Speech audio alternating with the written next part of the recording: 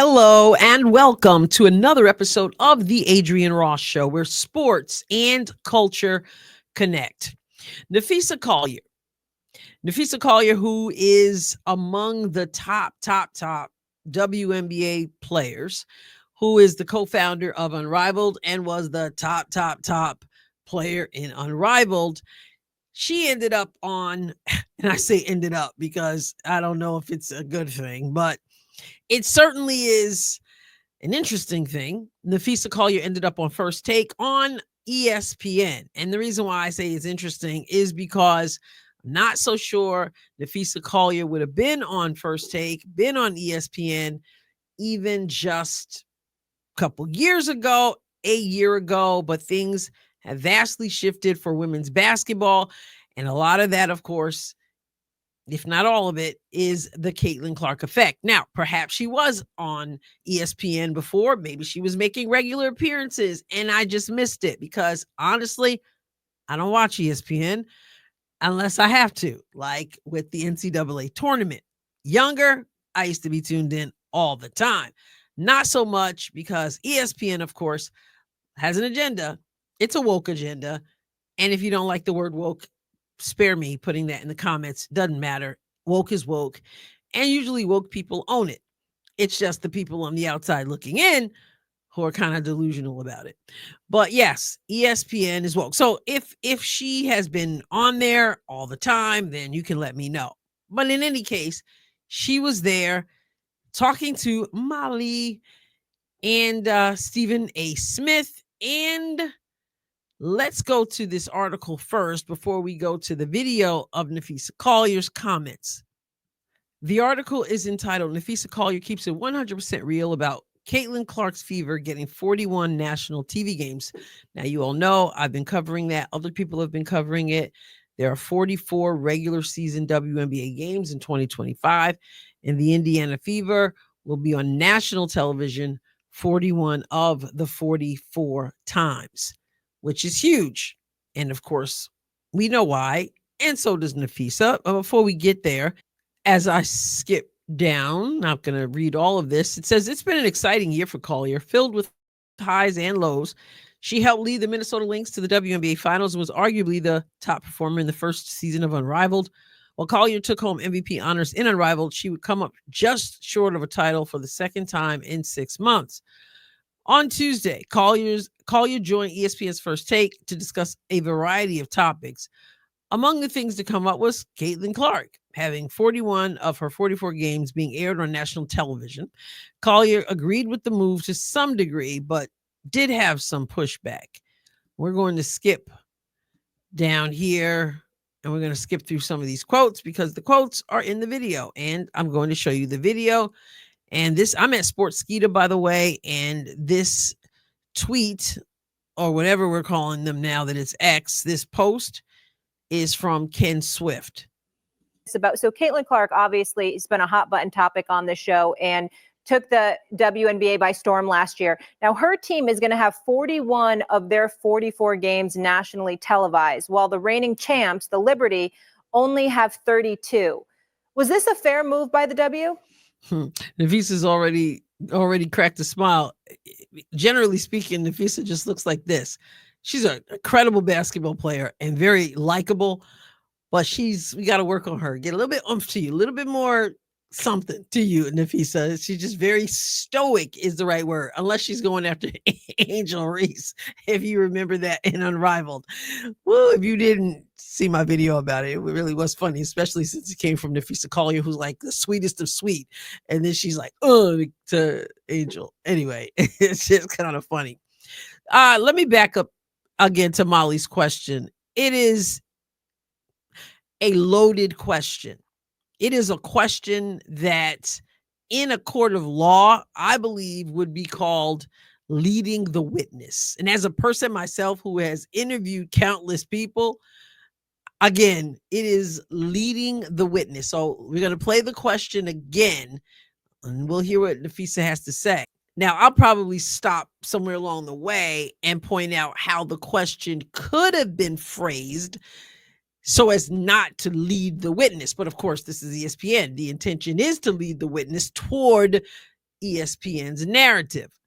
So Caitlin Clark obviously has been a hot button topic on the show and took the WNBA by storm last year. Now her team is going to have 41 of their 44 games nationally televised, while the reigning champs, the Liberty, only have 32. Was this a fair move by the W? Okay, so why do I say it's a loaded question? Just the words that she used, that the Liberty, the reigning champs, only have, right? So she's already leading Napheesa, trying to get her to say that no, it's not fair. Is this fair? That Caitlin Clark, that great year, but the reigning champs only have. It's all trying to. It's a whole setup, really. And how she should have asked the question would be simply, the Indiana Fever has 41 out of 44 games. The Liberty has this amount of games. What do you think? Or not even bring the Liberty into it at all and simply say, hey, the Indiana Fever has 41 out of 44 games on national television. What do you think of that? And let Napheesa Collier say what she thinks of that without you telling her the direction you want her to go. But she leads the witness, and let's see what Napheesa does with it. I think it's two things. I mean, obviously people want to watch Caitlin play, and so you have to put the people on TV that people want to see. But at the same time, like, there's stars all over the league, and you want good basketball as well. Obviously, Indiana, especially like with their free agents, they're gonna be a great team. But to not have the defending champs on TV more, I think it's kind of crazy. I mean, it doesn't have to be where you're taking games away from Indiana, but I think you can raise the level of TV games for the other teams as well. Why is that an issue? Okay, so Napheesa, she doesn't have a problem with Indiana having 41 games. She understands that people want to watch what people want to watch, but she's still in the mindset that there are other stars. They should be showcased as well. She admits that Indiana Fever is the team people want to see, but she feels that the champs should be seen as well. And obviously the champs are the champs, and I can certainly understand her point. But what she hasn't said, though, which I'd be curious to know, is, you mentioned that people want to see the Indiana Fever. Do you feel that people also want to see said reigning champs? I mean, enough that you're going to have the ratings that you want to have. Obviously, there are people who'd watch, but are you saying that they should get that television spotlight because they're the reigning champs? In other words, I guess we would have to call that a certain amount of entitlement because they're the reigning champs.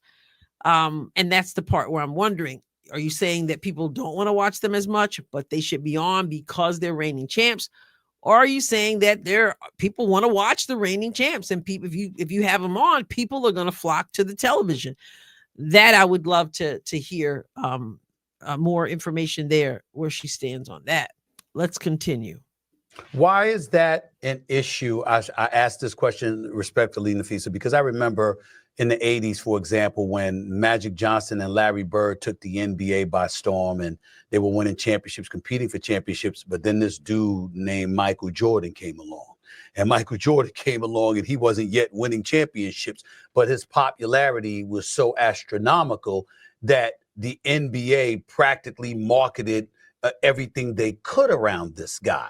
So to know that there's an example like that as a shining example to be followed that could benefit the league, particularly down the road, why is that an issue when we've seen that such a marketing plan has worked in the past? I don't think it's an issue. I do think Caitlin's a star. And like I said, people want to see her, and we are trying to grow the league. Like, you need to put on TV the players that people want to see. But kind of what I said before, I don't think raising the level of the other teams has to mean bringing down Caitlin or the Indiana Fever. They should have those amount of games on TV on primetime, but I think other teams should also have more than what they have. That's fair. Now, I don't have any problem with what Napheesa said. I think she did a good job with answering the question. Stephen A. pressed her a little bit on this, talked about Michael Jordan, and Napheesa says, I don't have a problem with Caitlin Clark. It's interesting to me because it's the Fever as a whole team will be having 41 out of 44 regular season games. But everybody knows that there's a Caitlin Clark effect in effect because, like she said, I believe Caitlin is a star. And obviously, there are other players on the team who we want to watch. But let's be honest, Caitlin Clark has brought so many eyeballs. And Napheesa Collier understands that. And so she's not saying Caitlin Clark should not be there. She's not saying that the Fever team should not have those games on television. She's saying that the other players also. And she went from the earlier statement where she talked about the Liberty as the reigning champs to other teams as well. And so I don't have a problem with that, but I don't know how that works business wise. I don't know how that works with the networks. I don't know what the contracts are. I don't know if they say, listen, we'll put you on more, but it's got to be Indiana. I don't know all those things. And I guess that's about negotiations and those kinds of things. Some of you may know better than I know, but I know that people, if they're going to put you on television, they want to know that people are going to tune in. And Napheesa saying there are other stars, and there are other really good players in the WNBA. As I've said a million times, there have always been great players in the WNBA. Caitlin is generational. She brings something no one has been able to bring. But again, there have always been great players in the WNBA. Remember, I was watching early in the league. I saw the Cynthia Coopers and the Cheryl Swoops and the Lisa Leslies.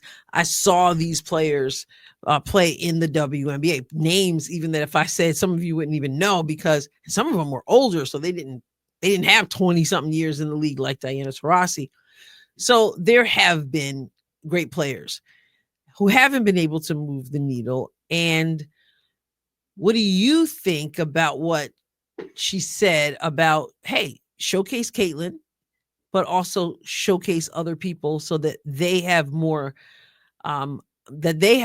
shine. The way I said it in my video recently is that everybody gets a piece of the spotlight because Indiana brings so many eyeballs. Then that means, hey, when you're playing Indiana, whether you're a player, whether you're a venue, whether you're a city where people are coming in and going to your restaurants, going to your hotels, everybody gets an opportunity to shine. So, I mean, what do you think? Do you feel that other players are entitled to have more time, not taking away from Indiana, but other people also having the opportunity to be on national television? Is that even possible for so many people to have so many games? And should that be the case? I get it's, it seems fair. Is it wise business wise? I mean, if more people got to see them, maybe more people would love what they see and it would grow the league in that way. I'm throwing that out there. I'm curious of what you think. ESPN, loaded question. Napheesa Collier handled it well. I'm just curious about whether you agree with her position.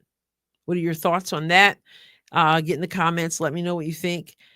Chop it up with one another, and I'll catch you next time, God willing. God bless you abundantly.